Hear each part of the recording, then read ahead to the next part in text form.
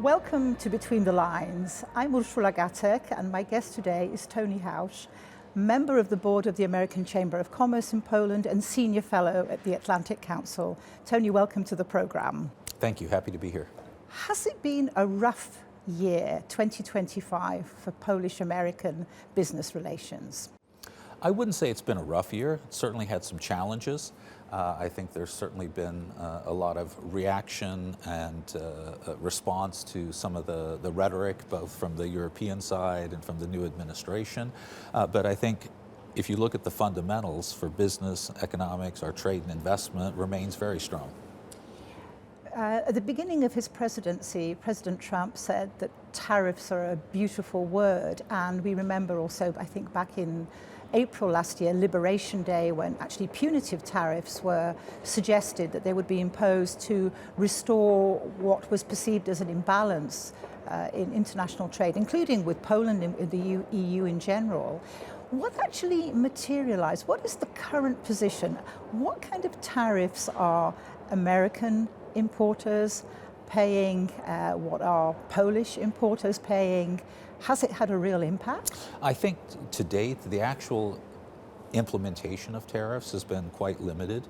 I think we have reached the U.S.-EU trade deal. Now, while it's not been ratified yet, I think that has made the playing ground a little bit smoother. Now there are occasional statements that on specific countries, specific products, based on very specific situations, there could be more tariffs. However, most of that is not materialized. But I do think that the biggest challenge for business, both on the U.S.-Poland scale, but also in general between Europe and the U.S., is uncertainty. And business hates unpredictability. When things are looming as possibilities, even if relatively low possibilities or maybe limited duration, it's still something that's very difficult to plan for, to budget for, and think, how does that affect my workforce? How does it affect my supply chains? So I think that continues to perhaps give people a few more gray hairs than they would like as this level of uncertainty comes through. I'm hopeful, though, that if people keep track of what's truly important, and that is maintaining the largest trade and investment relationship in the world between the United States and Poland. People talk about the rise of China and how big its economy is, but the U.S. economy is still bigger than China. The combined U.S.-EU economy dwarfs China. It's over half of the world's GDP. So I think that it's important that policymakers and business leaders keep in mind that this is absolutely vital, not only for prosperity, but it's also important for national security and kind of keeping a rules-based order. You actually made reference to a new EU-U.S. trade deal, and this is actually a much more modest trade deal than we had negotiated several years hence.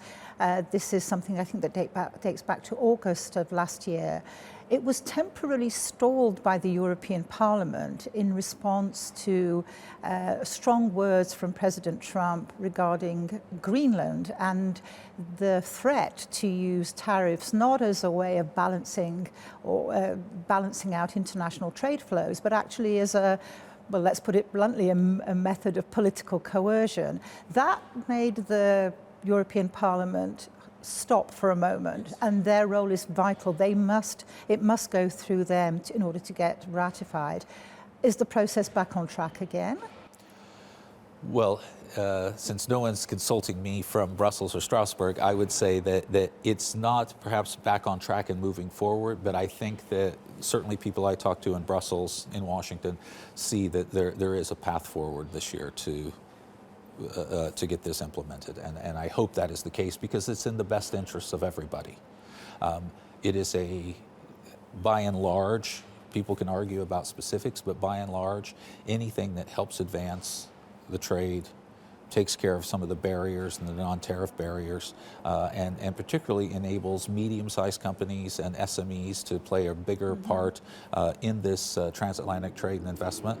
It spreads more benefit and helps people. So I'm guardedly optimistic that we'll be able to move forward in 26. Would you agree that actually it's not about opening new markets, but it's basically just to calm the market down? We mentioned just a little bit earlier that the market hates uncertainty, it hates unpredictability. Would you agree that actually it's aimed to calm the market down, to avoid any kind of spiral of reciprocal, retaliatory escalation, for example, in a tariff war? No, absolutely. There are most tariff wars, if they bring any benefit, it's a short-term benefit. It usually creates an imbalance that somehow the market has to regulate later. So they tend to be relatively short-term gains. But I'm hopeful, as I said, that if we can move this agreement forward, that will kind of keep some of the flashpoints from rising, so we can actually deal with the longer-term issues that we need to in terms of global competition, in terms of being able to provide opportunity and jobs on both sides of the Atlantic. So a trade war tends to benefit largely no one.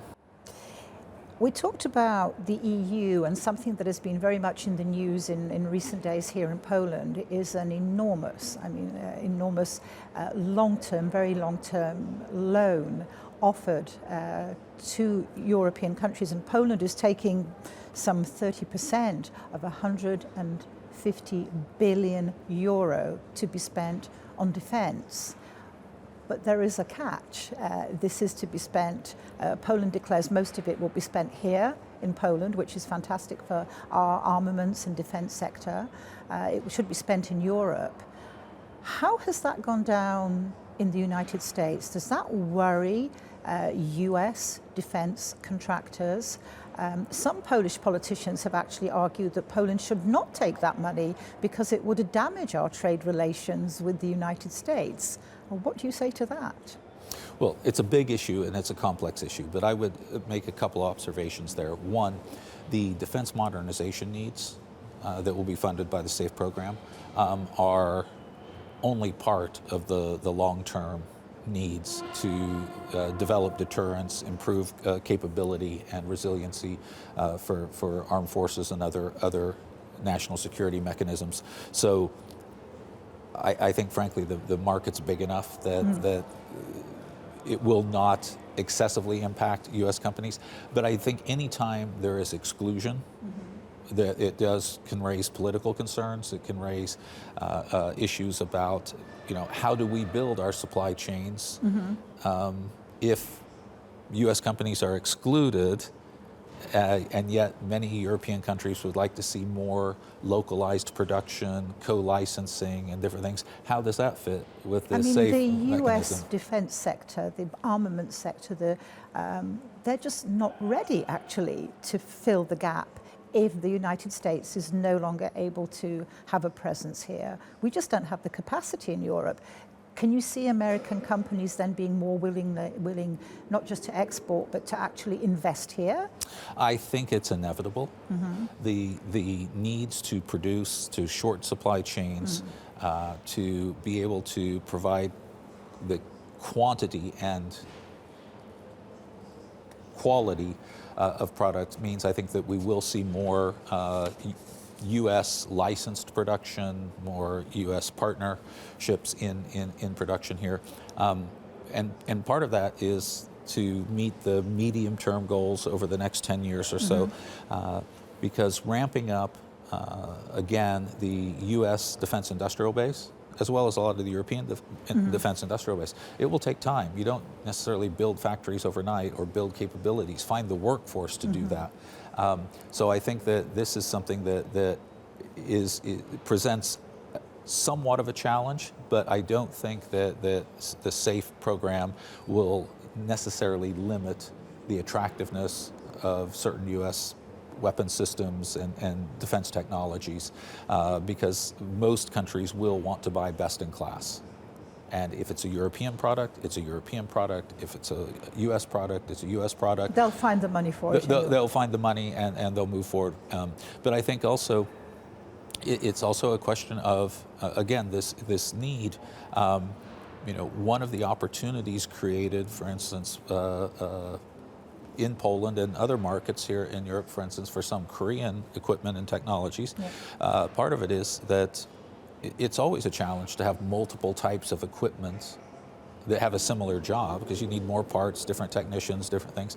However, if the delivery lag is long enough, you need to fill those capability gaps as quickly and as capably as you can. And so I think that we're in a much different world, defense industry-wise, than we were 5 years ago, with new technologies, whether it be anti-drone, drone, cyber protection. We're still talking about kind of tangibles. We're talking about hardware. We're talking about weapon systems. But security now is a much, much wider concept. I mean, before we even get onto topics like energy security, in which the US has also a major role, I think, to play here in Poland, what about the wider context, cybersecurity, the whole tech field? This is something where, again, the US tech giants are, well, they're a little bit unhappy with not what is coming out of Polish regulations, but what's coming out of the EU, for example. How do you see that side of security, the cyber security, the critical infrastructure protection? What kind of role can the United States play here? What are the barriers? What are the opportunities? Well, critical infrastructure protection as a start is absolutely vital. We've seen, certainly with the war on Ukraine, everything from keeping the cash machines running, to the electrical grid on, to the telecoms up, to being able to even keeping the heating on. Keeping the heating on, being able to deliver necessary medical supplies so that they reach people who need them, and not just in the conflict zone, but throughout the civilian society. So I think that critical infrastructure protection this is not just about hardware, and it's not just about software. It's also about making good plans and policies and having the capability to not only enhance resiliency, but also how to deal with any crisis times. I tell a lot of my clients that it's great to have an emergency procedure notebook on the shelf, but if you're not literally reviewing it on a weekly basis, if you're not really assessing are you able to respond, what capability do you have? Do you actually have the supplies you need to return a system to operation, be it a water system or electrical system? Are these areas that American investors, for example, are already taking an interest in? Are they already present here in Poland? They're taking an interest in it, but I think also there's U.S. capabilities and technologies that can certainly be of assistance. But ultimately here, I think the challenge is, in Central Europe in particular, I mean, we look at that, it's a clear and present danger.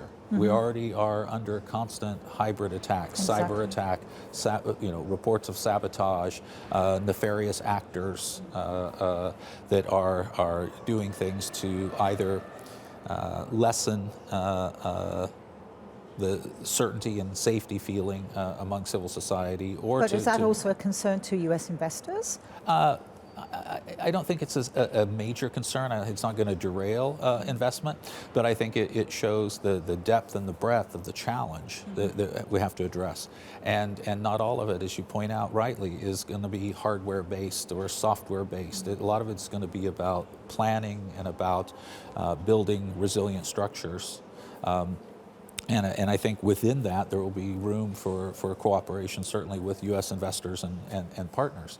But what we don't have necessarily in the States to the same level, and this is where I think in some cases the U.S. will be able to learn lessons from Ukraine, learn lessons from our partners and allies here in Central Europe, about how do you protect everything from gas ports to pipelines to transmission to data systems, and then back to the still softest side of disinformation. Yes. And, it doesn't take long for a rumor that actually is probably a path I don't want to go down at the moment when you look at giants like Elon Musk's X, where actually I think, that's not setting the best example on what can be done. And we see some of the very responsible companies like Meta in the past, maybe lowering the thresholds for what actually appears on social media. So maybe then actually there is some merit in the fact that the European Union is much more cautious, much more restrictive. I know it doesn't lie well with, free marketeers from the United States, but maybe there is something to learn from there as well. Well, I think this is an ongoing conversation that I think I'm pleased that particularly over the last couple of years, seen a lot more discussion about the role that various actors have, in this, and how do you actually address that balance between the ideal that in our respective countries we say we support, which is freedom and free speech and freedom of action, with finding out where that line is to where some things may be not in the best interest of the general public, not in the best interest of having a clear conversation about reality. So I don't think that is going to go away anytime soon, but I do think that it will, that discussion will have to evolve, and it'll have to get a little more robust. But I think also the concern is, like with a lot of regulation, you can't just regulate an idea you don't like out. So there also has to be proactive steps to better communicate what, say, governments are doing or what strengths civil society possess, and not just live in the fear factor. And frankly, But American companies are very pragmatic. So even if they get offended by substantial fines or even hit by substantial fines, which are not Poland's decision, it's EU decision, there's still a lot of investment in high tech here in Poland. But one of the things I think often people don't join the dot is that some of the new high tech, especially AI, has incredibly large energy requirements. Is Poland's aged energy infrastructure, especially its electricity grill, and the fact that the move towards a reliable, safe source of energy like nuclear is taking so long, is that actually a barrier now to expansion in some of the new, more interesting areas of investment here? Well, I have a very simple comment to people that basically energy is everything. Energy keeps the lights on. It keeps the heat on. It drives industry. And it drives those data centers. It drives data centers. It drives research and development. It drives high-tech manufacturing. So having the right energy mix, having the right level of energy security and diversification of the source of that energy is absolutely critical. And for Poland, which wants to build on a 35-year plus history of economic growth and transformation, that is really important. And so we do have baseload nuclear project going on. So these are American projects? They're Polish projects, but with American technology and but some not only American technology. I think there's also, interestingly, we talked about EU financing for defense, but in nuclear, there's a lot of financing coming from the United States as well. Well, there's the recent AmCham Bank guarantee that was signed for the Westinghouse Bechtel project in the north.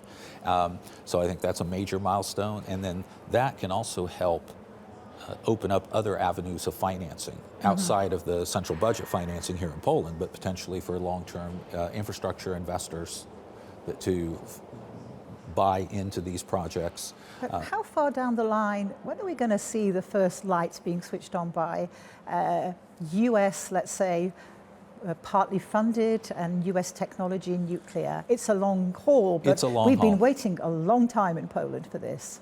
We have been waiting a long time for this, but I think it's also important to start the calendar clock at the right place. So in terms of the actual agreements and site preparation, that's just got underway. So it was a long gestation period. And I can recall being involved in due diligence bidding projects in several previous governments. I mean, you've been here for 30 years. Yes.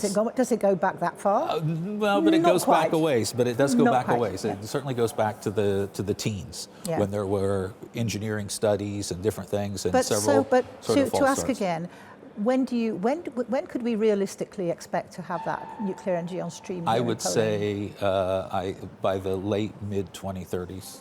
Okay.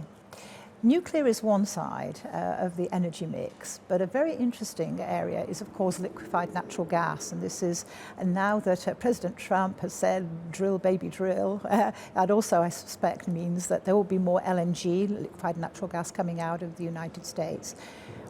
What is the trade like between the US and Poland in that particular energy source? And do we have now in Poland all the infrastructure needed to actually receive what the United States could sell us? Well, the US is now the largest producer of LNG in the world. And it is supplying, particularly as we withdraw from Russian gas in Europe, an increasing amount of the gas for Europe. Poland's import of US LNG has increased significantly over the last few years, and I think will continue to do so. Infrastructure-wise, with the gas port at Świnoujście, that Poland will be bringing on a floating gas regasification plant, FSRU, in the Bay of Gdansk in 28, with so potential. That's not such a far off perspective. And that will be a significant increase in the ability to import LNG. And then there is some discussion underway as well about possibly a second FSRU to be alongside the existing. Do we not run the risk of becoming over-dependent on the United States? I mean, for years, I'm no way suggesting that, the United States is viewed as Russia, it was, but we were highly dependent on Russian gas. Could Poland run the risk of becoming over-dependent on US gas? Well, remember, it's a global market, so there are other sources of gas. So if it's not commercially viable or people want to diversify. Of course, this has an advantage over pipelines. Yes. Pipelines, once they're down, and it kind of pretty much decides the flow. However, with LNG, which is shipped, you can take it from anywhere. So indeed, but it's also important to remember too that LNG as a transition fuel, while we expand and grow potential nuclear capacities, both with the base load as well as future SMRs, that the small modular reactors, that Poland already has in place long-term gas contracts with the U.S. that go into like 2040. So, and these are legal and secure, binding business contracts, which are covered by multiple international treaties as well as the U.S.-Poland backing out of those. Yeah, it's. So Tony, before we close, we've talked about defense, we've talked about energy, we've talked about, including nuclear and LNG, we've talked about high tech. And AI as well. Is there a sector now that if you were to advise one of your clients and said, look, this is an area you really need to be keeping an eye on in Poland, what is the next big thing that we have possibly missed? Is it pharma? Is it healthcare? What have I missed in today's interview? That's a challenging question because I can think of a number of areas here in Poland that represent significant opportunity, and some I think would not really be on people's mind just a few years ago. Yeah. But if you look at the life sciences, in terms of the technology, the research is an area. AI certainly, and its use not just in the consuming the energy, but in terms of the type of AI tools that can be created. Poland has tremendous talent there, also in things like virtual reality, augmented reality. Poland's a leader in that. And another area that I think represents tremendous opportunity and is getting a lot of interest internationally, and that is the space industry, where Poland's not necessarily going to build rockets to shoot into space, but the science, the technologies, the instruments, the ability to utilize and extract data in useful, value-added forms. That's an area that, again, I think is poised for significant growth. So, Tony, I was going to ask you a last question. Time is running out. I was going to say, with the trade uncertainties, with the EU regulations, with American companies possibly getting a little bit jittery, but I was going to ask whether the US still views Poland as a strategic long-term business partner. But I think in our conversation, I think that's a resounding yes. Would you agree? I believe so. Then I think on that note, we'll close. And thank you very much for joining me here today at My TVP pleasure, World thank you. and In Between the Lines.